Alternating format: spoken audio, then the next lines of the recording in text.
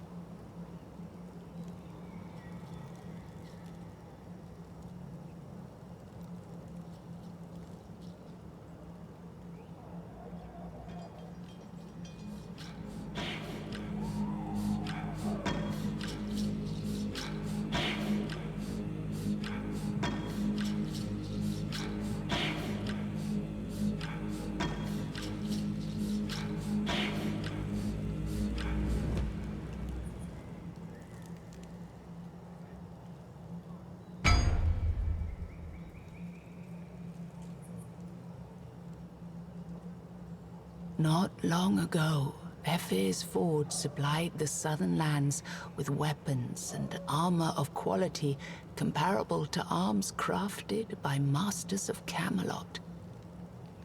Materials brought directly from the mines at Forlorn Swords, as well as Ephir's unrivaled knowledge, made his swords and shields particularly sought after. But with quality and renown came steep prices that not every soldier could pay out of pocket. You were the happiest person on this damned island when Ephir took you under his wing to teach you the basics of his craft. Now, the ruin of his house, the place where you spent countless hours hammering on the blacksmith's iron, looms at the edge of the weirdness, rotting away. A shade of its former glory. Your hand touches the key in your pocket. Every day it feels a little heavier. Every day you wonder whether you will be able to force yourself to walk through that door again. Why would you even try to save his legacy after he found you insufficient? After he lied to you? After he left you behind like a broken tool? With hazy eyes and less than confident hands, you open the door. Maybe that last ale wasn't a good idea. Maybe it was. The fact is that now you're drunk out of your mind. But as you sit near a large workbench, you notice a piece of parchment on the floor under it. That damned letter. You've read it 1,000 times by now. You've tried to burn it 1,000 times more.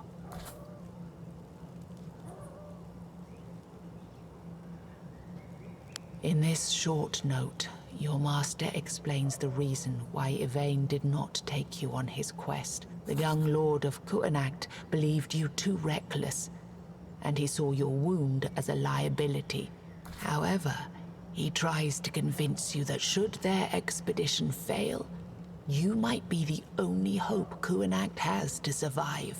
It's not like you believe a single word he wrote.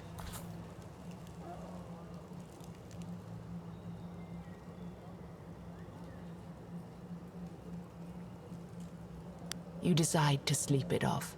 There's always another day. You wake as the sun sets. Usually, by this time, you'd already be on your way to the inn.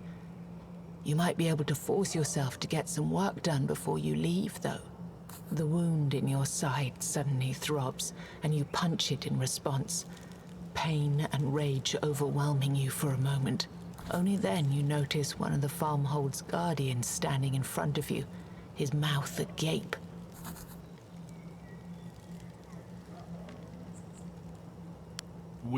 I am sorry, but it's your turn to lay an offering. God-forsaken offering. It was not your turn today, and even if it were, you know the truth. The Menhirs' protection won't last. Oblivion stretches its cold hands towards Kuanacht Farmhold after claiming many other parts of Avalon.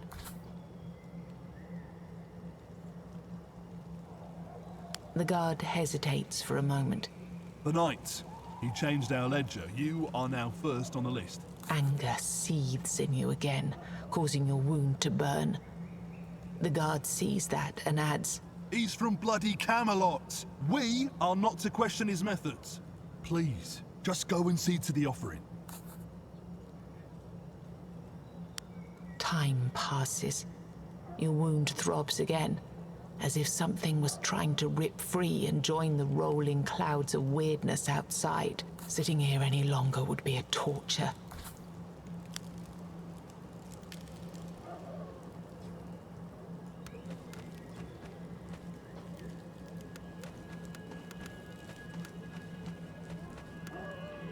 The local menhir now towers above you, weathered and cracked, its ribbons flapping in the wind. The thought that this tired old thing is the only protection from pure weirdness outside of Farmhold sends shivers up your spine. Menhirs, raised by Merlin himself in the Age of Conquest, are said to have different appetites. The one before you seems to best respond to fresh blood, and its thirst is not easy to quench. The menhir can be sated with animal blood, just as easily as with human offering. Unfortunately, livestock is now scarce and very expensive. You will need to hunt down some wild creature and drag it back to this place. The thought of chasing prey on the edge of weirdness makes you anxious. Your eyes slide past the Kuanacht's prison Brock. Maybe there is another, safer way to appease the menhir.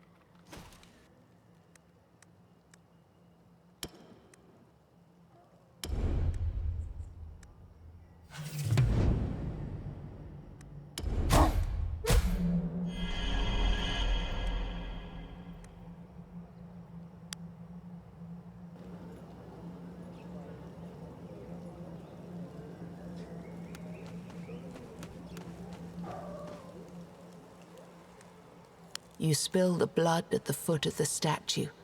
The cracked stones drink greedily. You feel the Menhirs' power surging. Once again, the weirdness is pushed back. Once again, the land returned to Kuanacht is smaller than before, barely reaching past the furthest buildings of the farmhold. Bystanders disperse, and you sit down to catch your breath. Most of the people are now heading for the mead hall to raise a toast for yet another day Kuanacht bought itself with blood.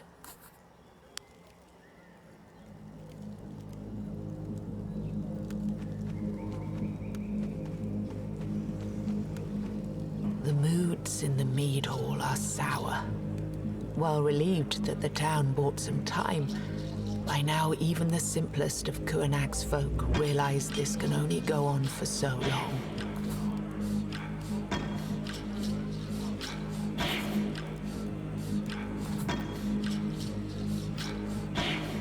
You take a place at the edge of the hall, while people begin to talk about sending someone else to find help for Kuanacht. Silence! Conversations cut off immediately. The crowd parts, and a massive figure pushes towards you. The maimed knight is here. Was he sitting in some far corner of the hall the entire time, or did he arrive just now? Leave us alone. Guards gently escort everyone but you outside. Ignoring the pleas of people who just started their drinks, you're now alone with the knight, trying not to look at the bandages covering half of his face, or to think about unsettling stories you've heard about him. I kept watching you today. I needed to see how well you deal with hardships and obstacles before I tell you the truth.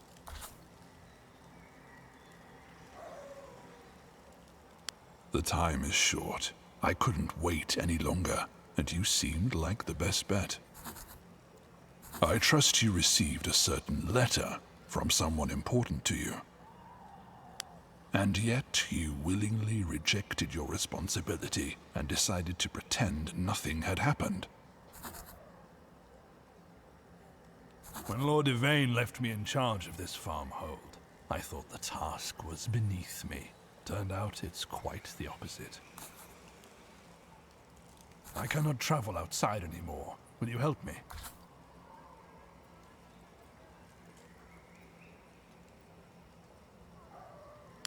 We have to find a way to strengthen the Menhir and buy more time, so that Yvain may finish his quest. Blood is not sufficient anymore. We need another source of power to lay at its feet.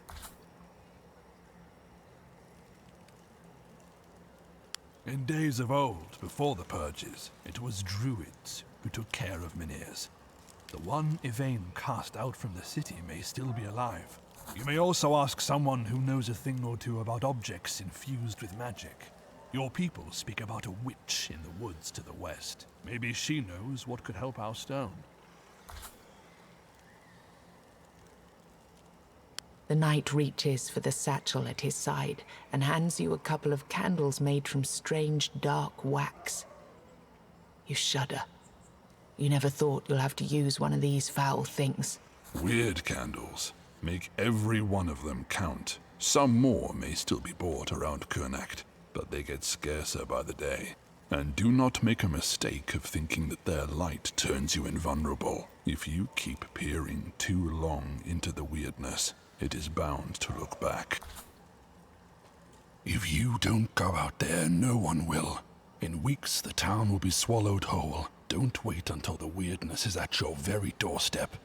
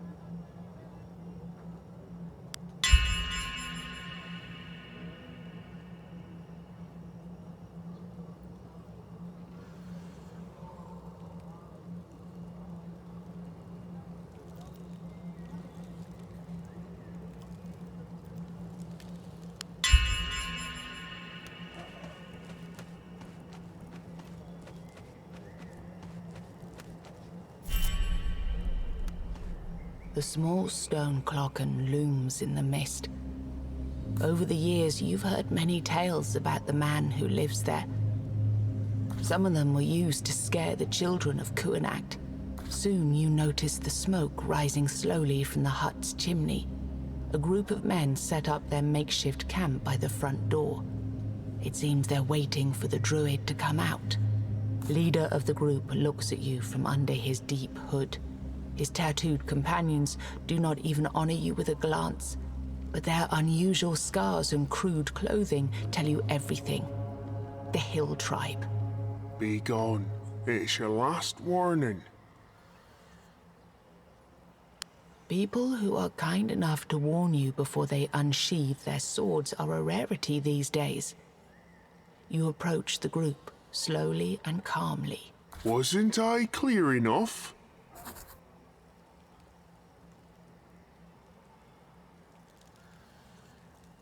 Think you're smart, Tony? Why would you care? You're walking onto some thin ice.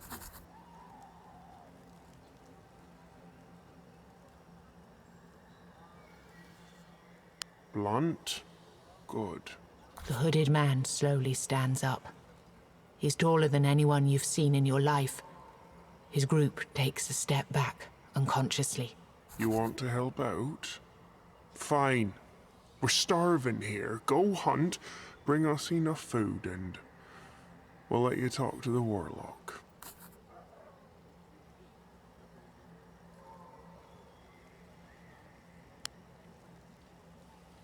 You give supplies to the men, and they liven up. They must have been starving out here, waiting for the druids to let them inside. They invite you to sit and dine with them, as the laws of hospitality demand. You sit with the Hill Tribe, as refusing someone's hospitality is said to bring bad luck. Over the modest meal, you have more time to talk, but you quickly discover that speaking to these barbarians is like wading through the bog.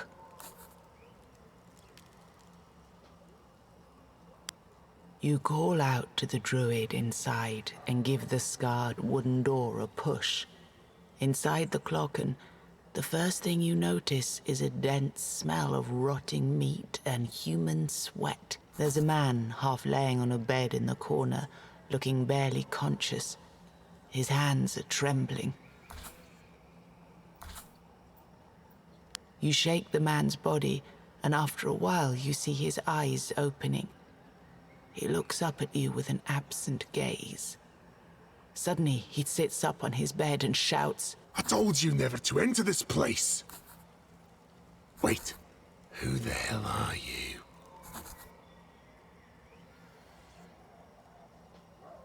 I don't care.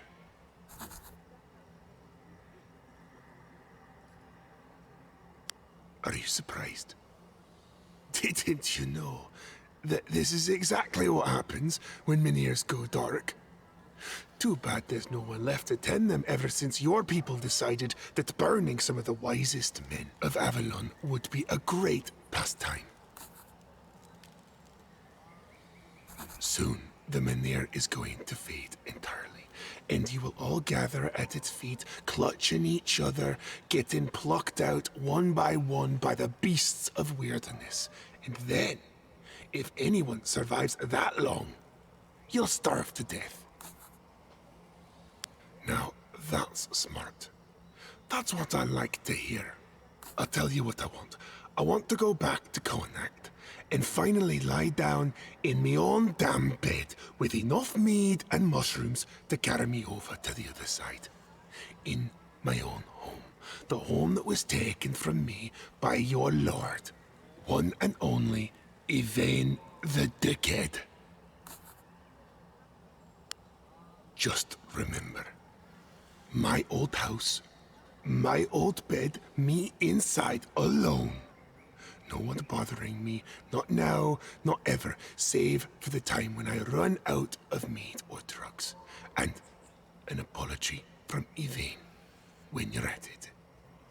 You leave the druid's hut, still dizzy from the stench you felt inside. You look at the men patiently waiting for the druid junkie to let them in. You got what you wanted from the warlock? At least you tried, and that's commendable. Did he say anything about us, if I may ask?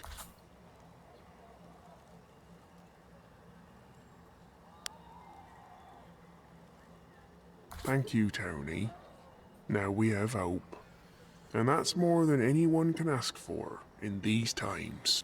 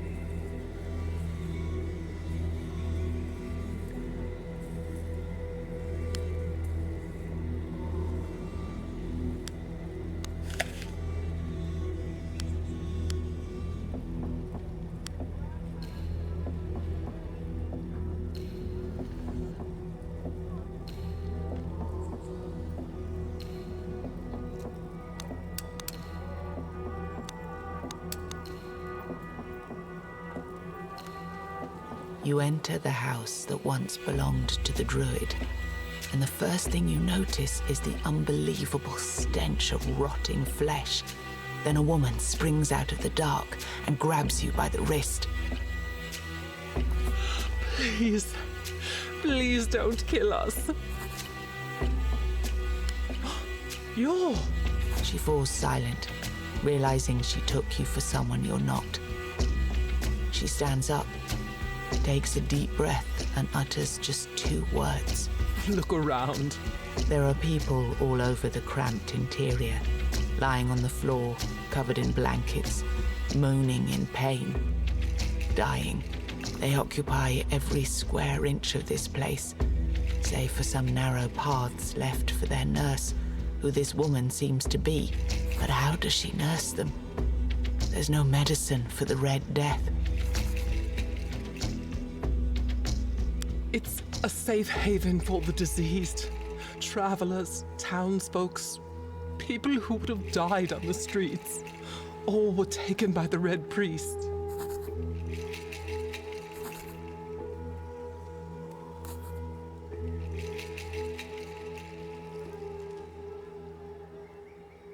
Yes, the Red Scum. It's not true that they burn everyone who's beyond help. They gather them round and send them off to the island asylum, and there they...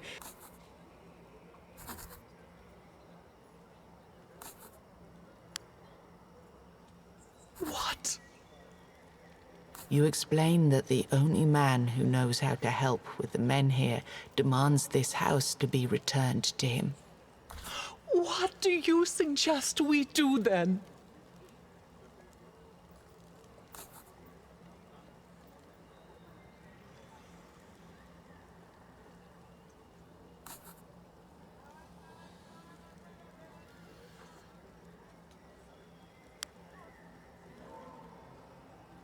If you decide to do it, it's on you. My conscience won't let me. Go on, talk to them. And if you do, I hope I'll never see you again. You start to She listens to you quietly, and you realize she's entertained this thought more than once. There's not nearly enough medicine for everyone.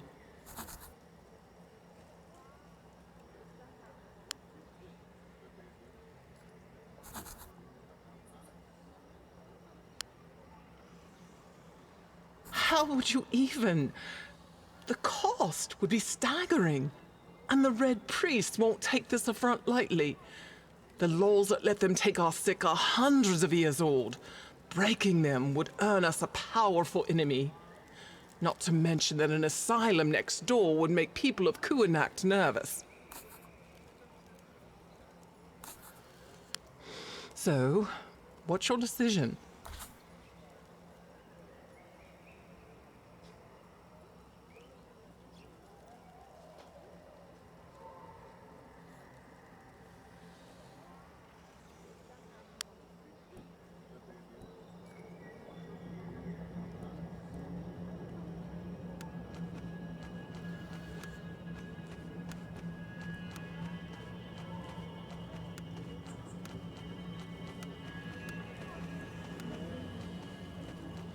So, The nurse leaves.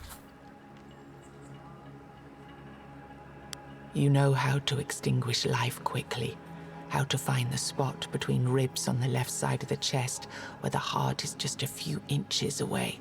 You unsheath your dagger, crouch by the first of the sick and get it over with. The rest feels like walking downhill. Most sick don't even notice you until the sharp sting of steel. Once or twice, you see the relief in their fading eyes. Soon it is done, and the only person left in the room is you, covered in blood head to toe, with jaw sore from clenching your teeth. As you make your way to the door, you hear a crack in the floorboards, and you feel a knife piercing your skin.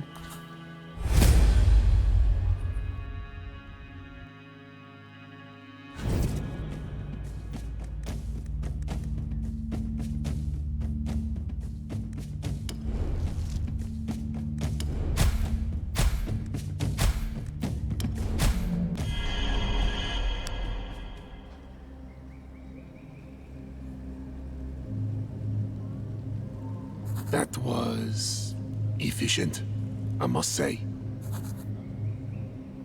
But the ends justify the means, don't they? Thanks for getting my house back.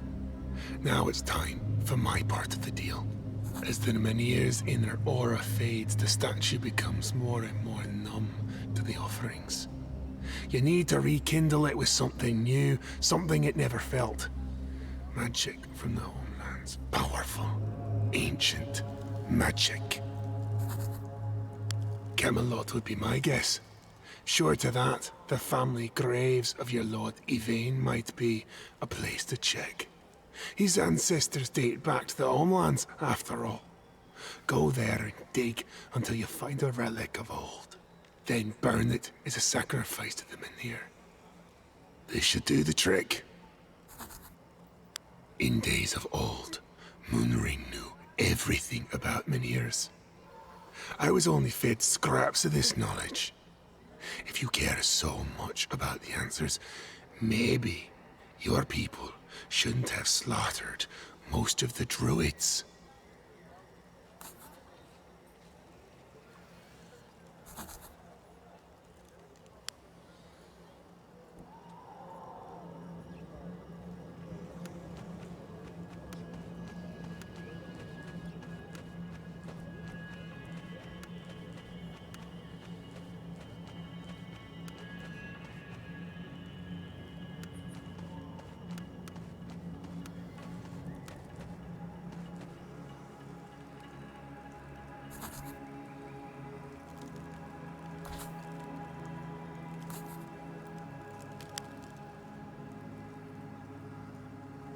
I did not expect you here.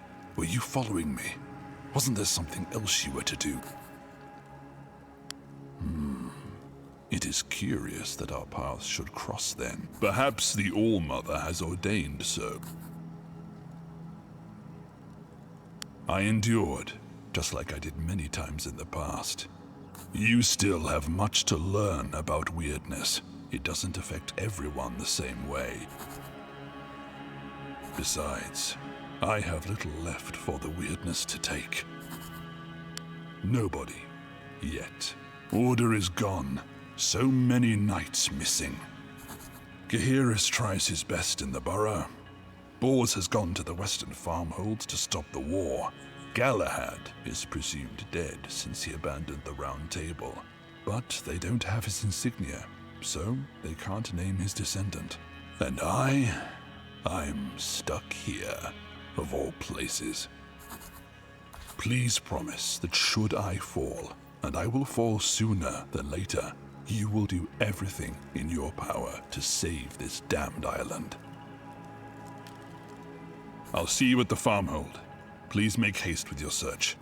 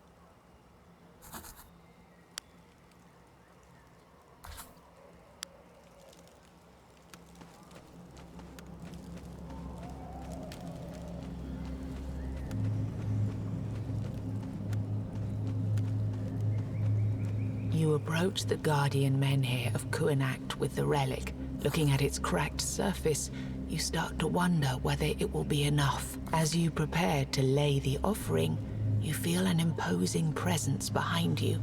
The maimed knight is standing just a few paces back, wrapped in his tattered cloak, hood obscuring his face.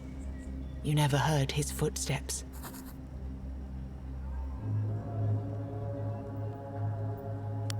The flames begin to consume your relic, and you experience a familiar feeling. Things once again seem to come into focus as the Menhir's protective power surges fast. Perhaps too fast. The stone almost seems to be trembling. Then, something breaks. Menhir's power disappears in an instant. A chilling wail sounds in the air, coming from within the statue.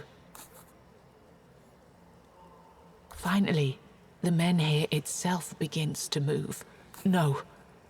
Something tries to move out of it.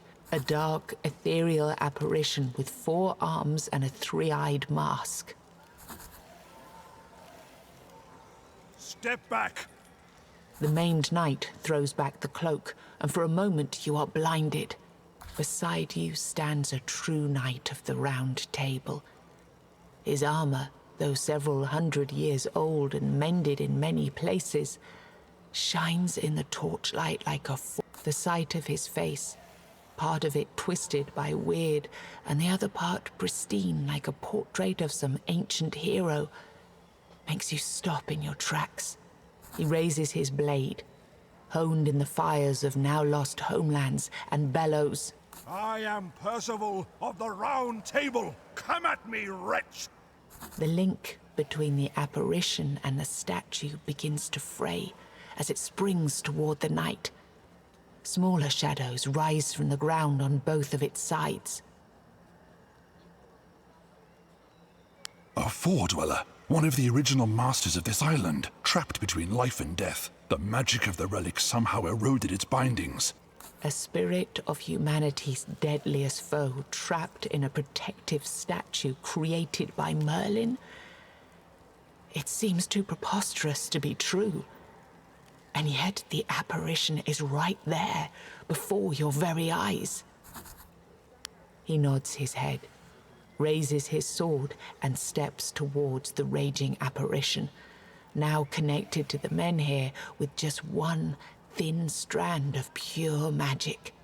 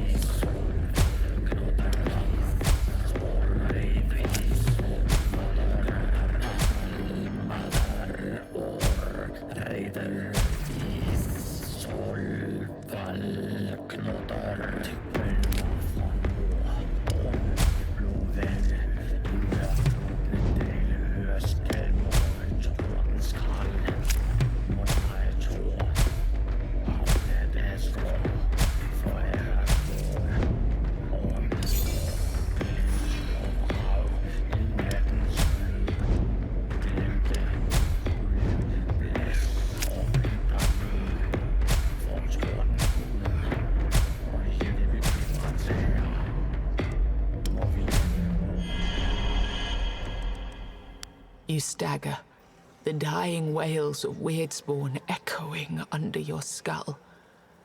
Red fog clouds your vision. You barely see Percival, falling to his knees and leaning heavily on his sword. Blood oozes from the gaps of his armor. The spirit screams one last time and reunites with the Menhir. The familiar feeling that everything is real and in focus returns. Weirdness melts in the air. Percival collapses into the mud at the feet of the Menhir. Swaying from side to side, you reach the knight. Now that the rags covering him are gone, you clearly see there are worse things than fresh, deep wounds on his body. The weirdness twisted his flesh and changed half of his face into a gruesome mask. They called me the purest knight to ever sit at the round table. Look at me now. He chuckles, choking on blood.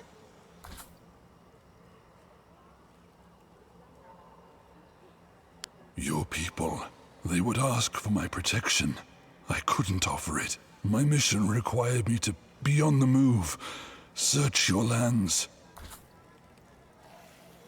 For a while, yes, the relic jolted it to life, but it will fade again.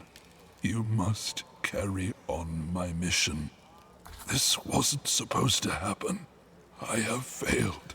Now, you must carry it in my stead. Percival's voice is fading fast. In the old days, when archdruids still tended to the Menhirs, there was a rite that kept the statues working. Only few knew it. I was to recover it.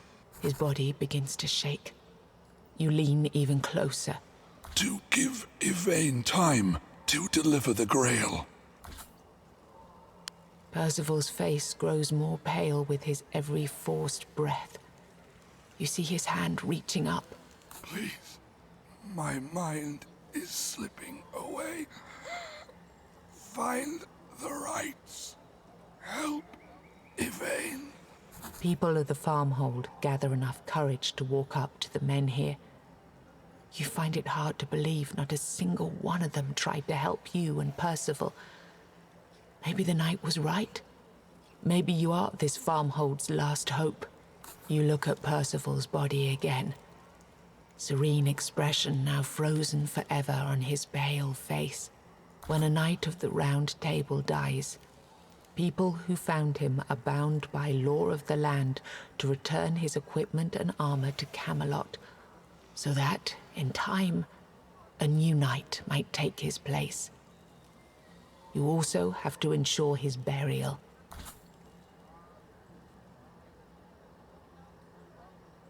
Some people raise the knight carefully. Soon you're left alone at the foot of the Menhir. Kuanacht and its vicinity are safe. For the time being, there are no more long-lost heirlooms to sacrifice or legendary knights to come to your aid. You feel you should discuss this with the rest of the people. As you look into the distance, you see weirdness receding.